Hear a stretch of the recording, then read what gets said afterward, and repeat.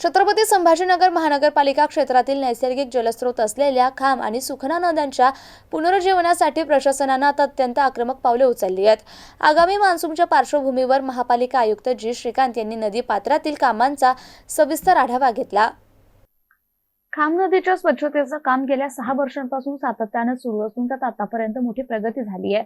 मात्र उर्वरित कामे पूर्ण करण्यासाठी आयुक्तांनी officer on special duty Dasadulla Khan आणि त्यांच्या पथकाला पुढील 4 महिन्यांचा म्हणजे जून महिन्यात पाऊस सुरू होण्यापूर्वीचा सविस्तर ऍक्शन प्लॅन सादर करण्याचे निर्देश दिलेत।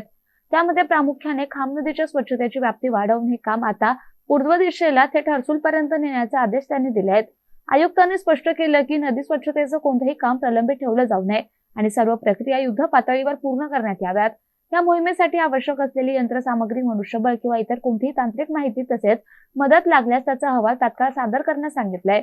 खाम नदीसोबतच सुखना नदीच्या पुनर्जीवनालाही तितकंच महत्त्व देण्यात आलं असून नदी पात्रातील अडथळे दूर करून प्रवाह मोकळा करण्यावर भर दिला जातोय। विशेषतः पावसाळ्यात सुखना नदीच्या प्रवाहामुळे नारेगाव आणि नदीकाठच्या इतर वसाहतींमध्ये पूरस्थिती निर्माण होऊ नये यासाठी वेळेत आणि चोख स्वच्छता करण्याचे आदेश जी श्रीकांत यांनी सुखना नदी पुनर्जीवन प्रकल्पाचे OSD जयंत कुलकर्णी यांना दिले।